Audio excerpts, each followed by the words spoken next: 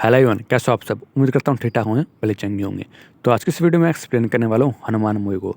Hanuman movie Telugu industry की तरफ से एक बहुत ही बेहतरीन मूवी निकल के आई है भाई। और काफ़ी अच्छे वीएफएक्स के साथ बनी हुई एक बहुत ही कल्चरल मूवी है ये। तो मैंने खुद पर्सनली देखी, इसलिए आपको बता रहा हूँ। और इस वीडियो में मेरा मोटिव ये रहेगा कि कम से कम आपका समय लूँ और ज़्यादा से ज़्यादा स्टोरी आपके पास प्रोवाइड करूँ। तो चलिए बिना किसी देर के बढ़ते हैं अपनी कहानी की ओर।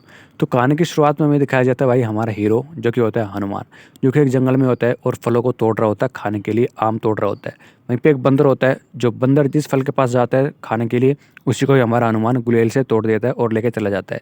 ये एक फ़नी मोमेंट होता है। वो बंदर जो मन से बोलता है, ये चीज़ें आप देखोगे तब पता चलेगा, ऐसे समझ में नहीं आएगी। तो इसके बाद वो फलों को लेने के बाद घर जा रहा होता है, तभी उसका जो दोस्त होता है उसके घर पे कुछ लोग आके अटैक बोल देते हैं। वो लोग एक्चुअली भाई ऋषभ शेट्टी के लोग होते हैं। ऋषभ शेट्टी जो उस गाँव का एक करता धरता माना जाता है, पहलवान होता है और अपने अखाड़े में काफ़ी पहलवान रखता है। उनका एक नियम होता है कि वो सब लगान देंगे ऋषभ शेट्टी को, और ऋषभ शेट्टी उसके बदले अपने लोगों के साथ मिलकर उस गांव की रक्षा करता है डाकुओं से, डकैतों से। अब उसके दोस्त ने लगाम दी नहीं थी, इसलिए उसके घर पे हमला हो रहा था। अब भाई ऑब्वियस बात है कि अपने दोस्त को बचाने के लिए हनुमान वहाँ पे जाएगा। तो काफ़ी फ़नी मोमेंट होता है। वो उससे लड़ने के लिए जाता है, लेकिन उन लोगों से पिट के आ जाते हैं और बदले में उसके दोस्त का सारा सामान वो लोग लेके चले जाते हैं। अब नेक्स्ट सीन में दिखाया जाता है कि हनुमान अपने घर पे जाता है। उसके साथ उसकी एक बहन रहती है, बाकी उसके परिवार में कोई भी नहीं होता है। अब उसकी बहन उसको खाना खिलाती है। वो भाई उसके परिवार में पेट पालने के लिए उसकी बहन काम करती है, इधर उधर से पैसा जुटाती है और अपने भाई का पेट भरती है और अपना भी भरती है। उम्र में उसकी बहन उससे बड़ी होती है और उसकी शादी नहीं हो रही होती है। एक्चुअली वो शादी इसलिए नहीं कर रही क्योंकि उसका भाई अब तक पैरों पे खड़ा नहीं था। तो उसके जाने के बाद कौन उसकी देखभाल करेगा। और जो भी रिश्ते वाले आते थे वो उसके भाई को लेने के साथ मना करते थे कि हम इसके भाई को अपने साथ नहीं लेने जाने देंगे। अब भाई गाँव की एक लड़की होती है जिसका नाम होता है मीनाक्षी, जो कि गाँव से बाहर जा रही होती है पढ़ाई करने के लिए। अब वो फिर से गाँव में वापस आती है क्योंकि अपनी हॉलिडे बनाने के लिए। और उसको देखने के बाद हनुमान जो होता है उस पे लट्टू होता है भाई, वो बचपन से उसको प्यार करता है। सो उसको देखने के बाद फिर से उसके दिल का कीड़ा जग जाता है। अब वो उसके पीछे जाता है उसे बातचीत करने के लिए, लेकिन बातें कर नहीं पाता। फिर वो देखता है कि एक बस में वो जा रही है, तो वो भी बस में चढ़ता है और उसके पैरों में पायल पहनाने लगता है। तभी उसकी सहेली कहती है कि ये देखो फिर से आ गया, ये इस गाँव का एक सबसे बुरा लड़का है, चोर है, निकम्मा है, कोई काम दाम करता नहीं है, तुम्हारे पास भी चोरी करने के लिए आया होगा, अपना सामान चेक करो। और इतनी बेइज्जती होने के बाद हनुमान वहाँ से उतर जाता है। लेकिन उस रास्ते जब जा रही होती है वो बस, तो उस बस को चारों तरफ से कुछ गुंडे घेर लेते हैं, जो कि जंगल के जंगली लोग होते हैं।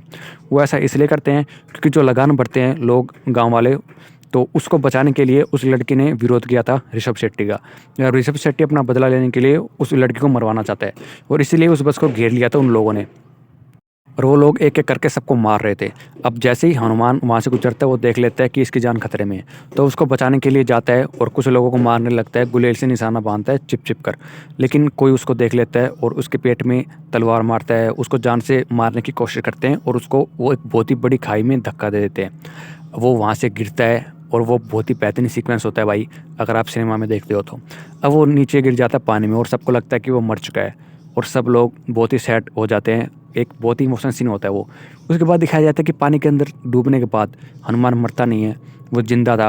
और वो एक देखता है चमकती हुई चीज़ के पास वो जाता है। तो हमें दिखाया जाता है भाई स्टार्टिंग में कि वो जो चमकती हुई चीज़ है वो एक मणि है, और मणि के अंदर क्या है, एक रक्त है। रक्त किसका है भाई, वो हनुमान जी का है।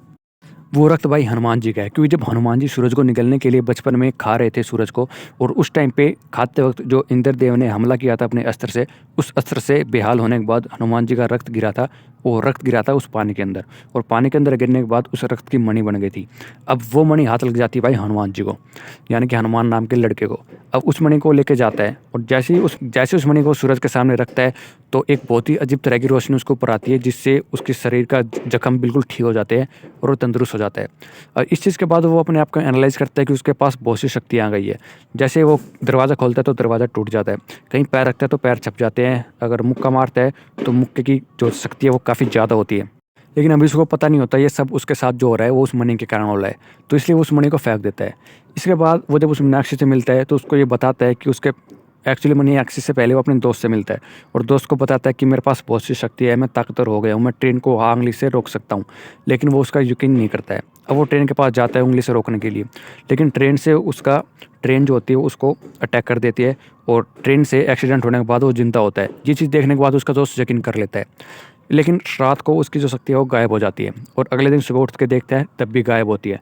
फिर उसको याद आता है कि उस मणि की वजह से उसको ताकत आई है। फिर वो उस मणि को ढूंढता है और अपने पास रख लेता है। अब बारी होती है भाई उस लड़के को साबित करने की कि उस लड़की की जान जो थी वो उसने बचाई थी, और उसको साबित करने के लिए वो लड़के के पास जाता है और उसको ये जता देता है कि उसकी जान उसी ने बचाई थी।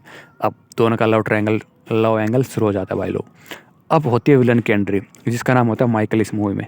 अब वो बंदा अपने माँ बाप को खुद मार चुका था सिर्फ इसलिए क्योंकि उसके माँ बाप उसके सपने के आगे अड़ रहे थे। उसका सपना ये है कि वो एक सुपरमैन बन जाए, सुपर हीरो बन जाए इस दुनिया का, और उसके लिए वो कुछ भी कर सकता है। इसीलिए उसने एक साइंटिस्ट कह के अपने लिए एक ऐसा सूट बनवाया है जिसको कोई भी ना हरा पाए। और अब एक वीडियो क्लिप में वो देखता है जिसमें उसको हनुमान का चेहरा दिखता है कि ट्रेन से टक्कर होने के बाद वो ज़िंदा है। तो उसको लगता है कि इसके अंदर सुपर पावर है कोई ना कोई, नहीं तो कोई भी आम इंसान ऐसे ज़िंदा नहीं होता। अब वो उस गांव में जाता है, गाँवों को फैलाता फुसलाता है कि हम इस गांव की तरक्की के लिए आए हैं, यहाँ पे हॉस्पिटल बनवाएंगे, स्कूल बनवाएंगे आपकी भलाई के लिए। ये चीज़ सुनने के बाद वो लड़की यकीन कर लेती है, मीनाक्षी, जो कि पढ़ी लिखी होती है उस गाँव की, और कहती है कि बहुत सी कंपनियाँ एक बैकग्राउंड वाले विलेज को डेवलप करना चाहती है, इसलिए ऐसा करती है। तो ये सही है। जबकि वो आता है उस मनी के लिए, उस सुपर पावर के लिए। अब वो जैसे तैसे बहुत ही कोशिश करने के बाद ये पता लगाता है कि हनुमान को जो पावर मिलती है वो मिलती है उस मनी से। अब वो उस मनी को हासिल करने के लिए बहुत से तामझाम करता है, उसके पास जाता है, उसको बहलाता फुसलाता है, लेकिन हनुमान को पता लग जाता है कि ये इस मणि के लिए आया है, तो वो उस मणि को और भी ज़्यादा सुरक्षित रखता है। लेकिन जब बात आती है उसकी बहन की शादी पर, क्योंकि वो साबित कर चुका होता है कि वो अपने पैरों पे खड़ा हो चुका है, कमाने लग गया है, तो उसकी बहन शादी के लिए हाँ कर देती है। अब जैसे उसकी बहन की शादी हो रही होती है, वहीं पे आता है माइकल और कहता है कि इस लड़के ने फिर से चोरी की है और मेरी मणि चुराई है। अब गाँव वालों को पता है कि एक नंबर का चोर है, तो वो लोग हल्का-हल्का यकीन कर लेते हैं उनकी बात पर। लेकिन फिर वो सबूत दिखाता है कि वो उसके घर में गया था, उसके ऑफ़िस में गया था कुछ लेने के लिए। जबकि हनुमान उसके ऑफ़िस में गया था ये पता लगाने के लिए कि ये आखिर है कौन और ऐसा क्यों कर रहा है। लेकिन वो उस मणि को ले लेता है, बहुत ही षड्यंत्र के तरीके से, और लेने के बाद जैसे उसको सूरज के सामने रखता है तो उसकी आँख फूट जाती है। तब हनुमान कहता है कि ये मणि नहीं बल्कि एक शीशा है, कोरा शीशा है। जब तुम यही नहीं पहचान पाए कि तुम्हारी मणि है या नहीं है तो तुम झूठ बोल रहे हो, ये साबित हो चुका है। वो अपना मुँह लेकर वापस चला जाता है और फिर अपना वो सूट पहन के आता है जिसको कोई नहीं हरा सकता, जिस पे सारे वार फीके पड़ जाते हैं, और उस गाँव के ऊपर हमला बोल देता है। अब हनुमान जो होता है वो भटक चुका होता है, उसको फेंक देता है मणि को, ये सोचकर कि इसकी वजह से सब कुछ हो रहा है। तभी एक साधु आते हैं और उसको समझाते हैं कि तुम इस गाँव को छुड़ा सकते हो और ये तो सिर्फ एक शुरुआत है, अभी बहुत से काम होने बाकी है, तुम इस धरती को इससे बचा सकते हो। और उसके गिनती लाने के बाद वहाँ से चला जाता है। फिर दिखाया जाता है कि वो और कोई नहीं बल्कि विभीषण थे, वो साधु, जो कि आज भी जिंदा है इस पृथ्वी पर। विभीषण और हनुमान मरे नहीं थे भाई, वो आज भी जिंदा है। ये मूवी बताती है और एक्चुअली ये सच भी है भाई। अब वो जाके अपने गाँव को बचाता है, और फिर भाई गाँव को बचाने के बाद उन दोनों की लड़ाई में वो मणि टूट जाती है। मणि टूटने के बाद साधु को, विभीषण को पता लग जाता है कि अब अनर्थ होने वाला है, क्योंकि मणि टूटने के बाद सारी काली शक्तियाँ जग जाएंगी और इस पृथ्वी पर हमला बोल देगी। अब इस पृथ्वी को बचाने के लिए काली शक्तियों से हनुमान जी को आना होगा भाई। फिर जो सीक्वेंस दिखाया जाता नहीं है आखिर के 10 मिनट में क्लाइमैक्स सीन में हनुमान जी का, जो हनुमान जी का एक उन्होंने बना रखा है इमेजिनरी चीज़, पहाड़ों में बर्फ़ की गुफा के अंदर जो तपस्या कर रहा है बंदा हनुमान जी, कैसे वो खड़ा होता है, वो चीज़ें एनालाइज़ होती है, वो स्क्रीन पर काफ़ी अच्छा लगता है, वो आप देखोगे तब एंजॉय करोगे।